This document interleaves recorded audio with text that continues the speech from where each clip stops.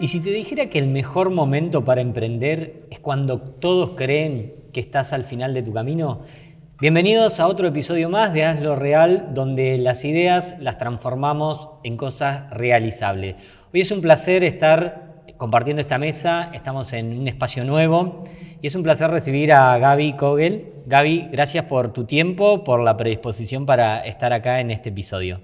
Bueno, muchas gracias primero por la invitación y la realidad que me es muy satisfactorio acompañarte también en tu proyecto. Gaby, contame quién es Gaby Kogel y a qué se dedica.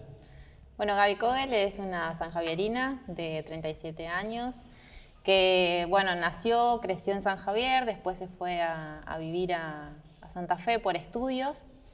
Allí me formé como técnica superior en psicomotricidad con un título intermedio que es acompañante terapéutica.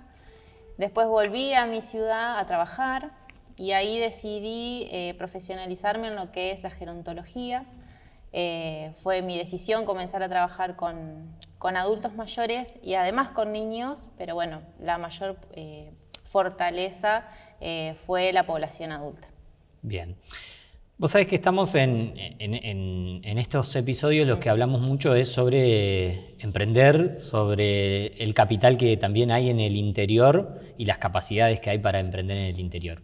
Y es un tema que me interpela emprender en la etapa que muchos se están jubilando, digamos, y por eso también hoy estás acá. Y vos me definiste el otro día un concepto que quiero que lo desarrollemos en el episodio, y es la economía plateada. Exacto. ¿Y por qué importa eso también? La economía plateada es un concepto que se viene instalando, hay muchas universidades que lo están trabajando. Podemos discutir el nombre de plateada, pero tiene que ver con la edad, digamos, pero tiene que ver con todos aquellos emprendimientos destinados a la población envejeciente, ¿sí? Somos todos seres envejecientes, eso es importante asumirlo porque desde ahí podemos pensar en qué sociedad queremos, ¿no? Y cuántas acciones podemos hacer no solo para los demás, sino para nosotros mismos principalmente. Y la economía plateada habla de aquellos emprendimientos destinados a la población adulta. Lo primero que se piensa es en el cuidado, es decir, hoy por hoy hay en desarrollo muchas cooperativas de cuidado, de acompañamiento hacia las personas mayores, que no tiene que ver solamente con la enfermedad, porque hay muchos adultos que no requieren de cuidado, pero sí de acompañamiento. También tiene que ver con cursos de cuidadores domiciliarios, pero también tiene que ver con un poco más, con por ejemplo, gimnasios para adultos mayores, o personas mayores en realidad, que está bien dicho así, y cualquier otro tipo de emprendimiento que abarque a esa población. Entonces es algo que debemos de pensarlo porque de acá a 2050 Argentina y América Latina tiene una población envejecida, entonces van a ser más personas adultas en nuestra sociedad, entonces por eso digo que siempre tenemos que pensar en qué sociedad queremos. A ver, quiero desarrollar un poco más. ¿Hacia dónde tenemos que pensar, y mirando esto en el largo plazo, o qué mirada debemos empezar a tener para descubrir, modelos de negocio, cosas que también podamos ofrecer en ese Argentina 2050 que vos ves con una población mucho más envejecida? Creo que también tenemos que hablar de la jubilación como un hito de toda persona, pero hay que empezar a pensar antes la jubilación para poder crear después, digamos, porque la jubilación es un hito importante en el desarrollo humano de las personas, pero tiene un mote muy negativo, ¿no? Como que algo termina, y es real, pero es importante empezar a pensar en la actualización de nuestro proyecto de vida, aún en la vejez. Entonces, si nosotros empezamos a pensar desde ahí, e inclusive antes, digo algo que me parece súper importante y que no sucede, que es, por ejemplo, la educación financiera. Es decir, una persona tiene que aprender a administrarse nuevamente con la mitad de su sueldo o más, pero bueno, para poner un ejemplo, hay muchas personas que se endeudan, lo cual impacta en su emocionalidad. y cuando está atravesada la emocionalidad es muy difícil crear desde ahí, ¿no? Entonces, como generar como una base, digamos, para que sea lo más saludablemente posible y desde ahí empecemos a pensar, ¿no? Y creo que otra de las cuestiones a pensar es que cada uno de nosotros empiece a asumir que es un ser envejeciente. Es decir, no sucede en la vereda de enfrente, no está sucediendo en nuestro cuerpo ahora en este mismo momento. Claro. ¿No? Porque generalmente lo empezamos a ver en nuestros padres o cuando nuestros padres requieren de cuidado y la realidad es que nos está pasando, cumplimos años, solamente Sí. que lo festejamos primero y después como que parece que pesara, ¿no? Vos sabés que el tema de educación financiera es súper importante de traerlo y plantearlo en la mesa, porque hoy de 10 personas que se jubilaron, yo creo que 9 no tienen un buen pasar y su jubilación no les alcanza y en ningún momento tampoco lo pusieron a pensar de cómo voy a vivir yo después con la reducción de sueldo que tengo. Y tomo este concepto que vos decías. Yo creo que tener la iniciativa para emprender o para hacer algo cuando te atraviesan cosas emocionales muy importantes que no te alcanza tu dinero, creo que también la creatividad se empieza a apagar, digamos. Sí, es como sí. que no ves puertas y ahí hay una definición que creo que la aptitud mental negativa empieza a liderar ese espacio donde digo, ahora tenés tiempo. ¿Qué hubiese pasado si nos hubiésemos preparado para esa etapa? El tema es qué hacer con el tiempo, Claro. ¿no? Cuando sobra y cuando no tenemos con qué, no sé si rellenar, pero brindarle contenido, ¿no? ¿Qué onda entre estar ocupado, porque sé que es un tema que también te gusta, entre estar ocupado y ser productivo? Hoy en teoría todos estamos ocupados. Claro, el tema es qué hacemos o por qué estamos tan ocupados, ¿no? Un psiquiatra amigo siempre me plantea lo mismo, que es de la productividad saludable, ¿no? Porque la mayoría que hemos traspasado una situación de estrés, aprendimos después de eso, y en realidad es todos nuestros patrones que tenemos, por dónde nos pasa el trabajo, ¿no? ¿Qué es el trabajo para cada uno de nosotros? ¿Cómo hemos vivido el trabajo en nuestras familias? Creo que pasa un poco por ahí. También un poco en las cuestiones de autoexigencia, ¿no? Del ser perfectos o el rendimiento perfecto. Y creo que hoy tenemos que empezar a pensar en esto de la productividad saludable, que es, doy el 100, ¿no es cierto? Pero este 100 también puede estar ocupado en toda la semana. Y capaz yo el lunes estoy a un 20% y yo di ese 20% y está bien. Claro. Ese es mi 100 de ese día. Sí. Entonces, es importante pensar, por ejemplo, bueno, como gerontólogos nosotros hablamos de la importancia del autocuidado para la sostenibilidad de la vida. La productividad saludable y es eso, es autocuidado, Claro. es salud mental.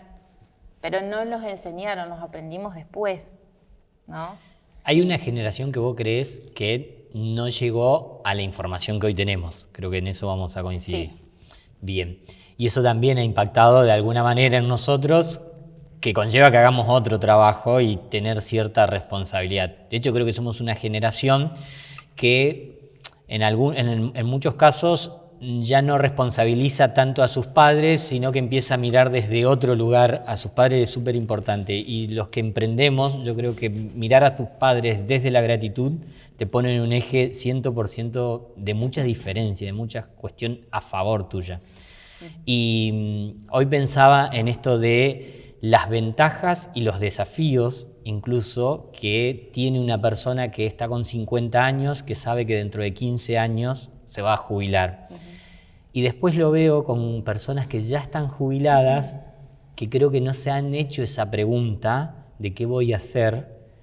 Escucho muchas veces, no, si yo ya estoy jubilado no sirvo para nada, estoy al pedo todo el tiempo, llámenme para cualquier cosa. Algo que duele, digo, porque es una persona vital, súper vital, y cómo entra el circuito también de muchas veces enfermarte, de estar mucho tiempo con la cabeza pensando en que ya no servís, y cómo, digo, ¿qué desafíos serían para nuestra generación acompañar a nuestros padres que están hoy en esa situación? Digo, muchos de nuestros padres se están encontrando en esa etapa. ¿Qué desafíos nos enfrentamos, digamos? Yo creo que hay que ejercitar mucho la mirada compasiva hacia nuestros padres. ¿Qué quiere decir? Que la mirada sin juicio, ¿no? Que es un poco lo que vos decís. Mirar sin juicio nos permite ser más conscientes y caminar de otra manera, sin juzgar sería, desde honrar y la gratitud. También hay un gran desafío para todos nosotros como seres humanos, que es entender un concepto que es muy nuevo, que es de la identidad flexible, ¿no? Lo plantea una psicóloga argentina, es decir, esto de reinventarse con el tiempo y permitirnos cambiar y permitirnos decir, yo era esta persona, pero no me hizo bien hasta acá y decidí cambiar. Porque, viste, por ahí el concepto de cambio es como que no sos leal. Claro. ¿No? Y esta psicóloga plantea lo de la identidad flexible para llegar, es como una cuestión de protección, ¿no? Es un factor protector de un envejecimiento saludable. Desde el autocuidado, desde la salud mental, desde la calidad de vida, desde esos conceptos, pero yo creo que tiene que ver con esto de la reinvención. En ese desafío nos vamos a encontrar todos. Permitir que nuestra identidad se flexibilice cada vez más, nos podamos adaptar, y cuando uno se flexibiliza, uno crea. Claro. Uno ve posibilidades, uno se posiciona en la visión, una visión de expansión. Si no, por ahí es como que uno está en una zona de confort, ¿sí? Que es esa la que nos impide un poco tener esa mirada expansiva. Gaby, metiéndome un poco más en tu profesión y en tu trabajo puntualmente que desarrollás, ¿cómo fue el poder involucrarte y el poder empezar a generar pacientes, en el caso tuyo, empezar a generar una comunidad? Porque hoy sos una referente ya en el ámbito, digamos. ¿Qué tiempo y qué desafíos personales tuviste? ¿Cuáles fueron las frustraciones?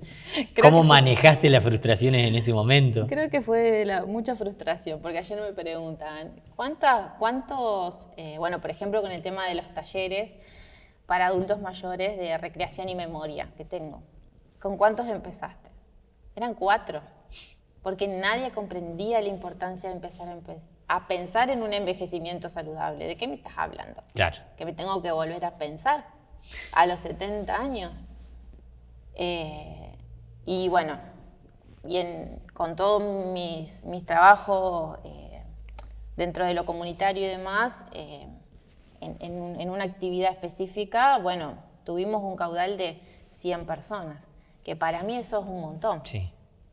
Que para mí como persona, como profesional del área, que fui la segunda en recibirme en la provincia de licenciada en gerontología, es un montón. Entonces como que realmente transitar la frustración de decir, che, ¿esto está bien? Sí, soy la única. Hasta un profesor cuestionaba que yo era muy joven para estudiar gerontología. Y digo, bueno, empecemos a hablar del edadismo, como te decía hoy, que el edadismo es la discriminación por edad. Pero también se nos cuestiona a los jóvenes cuando empezamos a pensar en otras cosas. No es que suceda, o sea, a veces se cree que es al revés, creo que hasta es un mito, digamos, que uno critique y juzga a las personas mayores. Existe, claro que existe, y eso no lo vamos a negar, pero también existe esa desconfianza, sí, cierta desconfianza hacia los jóvenes cuando empezamos a pensar distinto, cuando empezamos a plantear algunas otras cosas un poco más revolucionarias que le impiden, no que le impiden, que lo invitan al otro a desafiarse. Claro. Ahí es. Y cuando te encontrabas con esas 4 personas, sí, ¿qué pensabas? ¿Te querías ir? Decías, che, San Javier, no es mi lugar, voy a buscar hacer otra cosa. No, lo primero que pensé es que no estaba bien lo que estaba haciendo. sería, ¿no? Bueno, que hasta uno se cuestiona, digo, ¿está bien el planteo?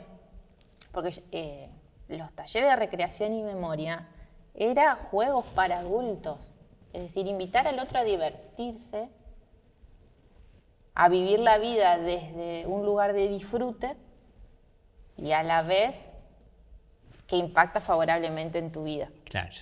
Entonces ahí yo me empecé a cuestionar cuántas personas reflexionaban acerca de disfrutar. Y me costó un montón, o sea, hace 10 años que yo trabajo en lo mismo.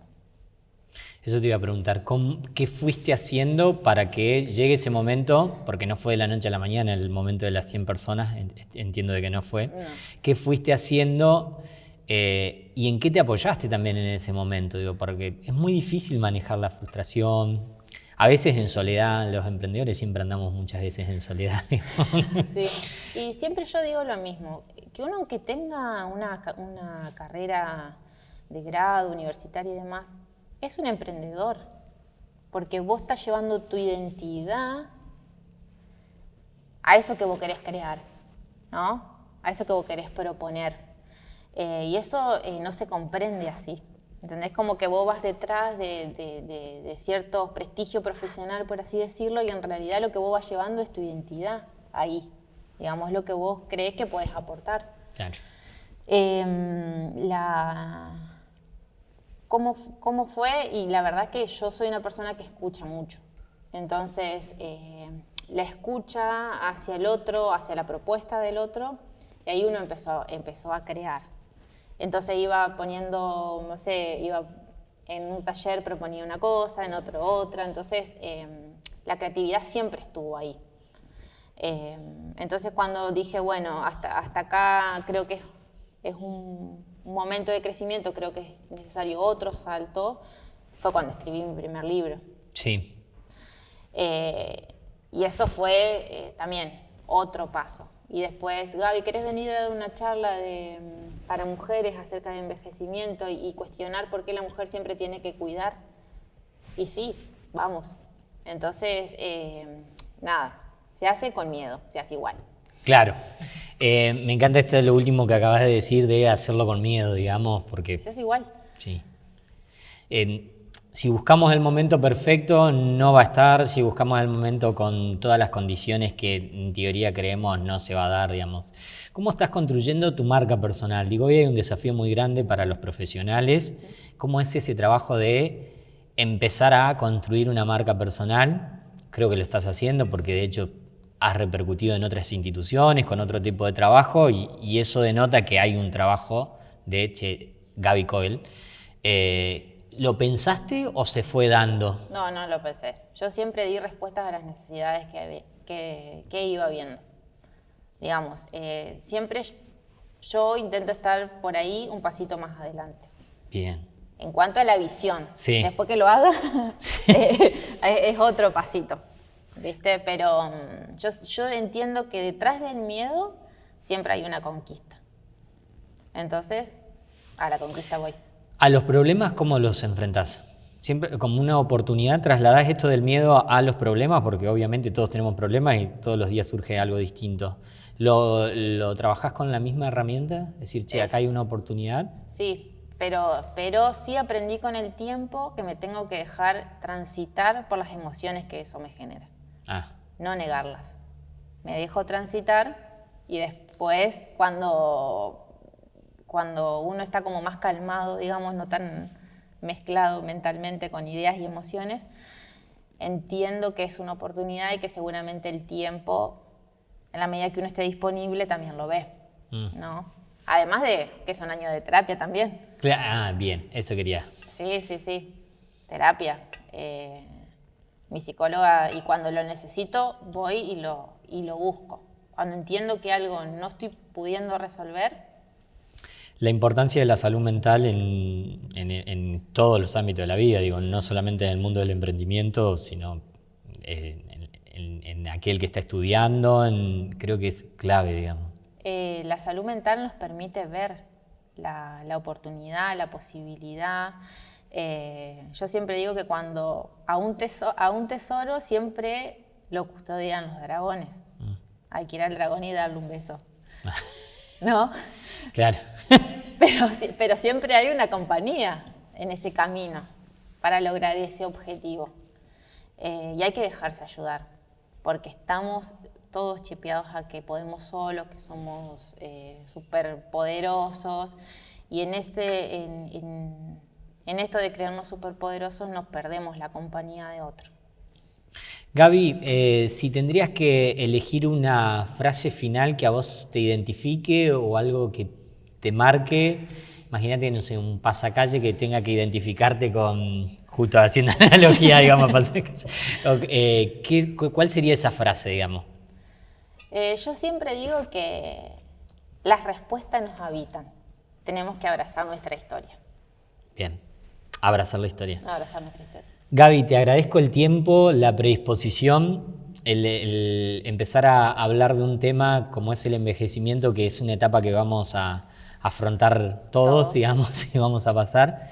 Y me quedo con estas herramientas también que me das para transitar la frustración, el entender que los profesionales también empiecen a ver desde otro lugar su profesión.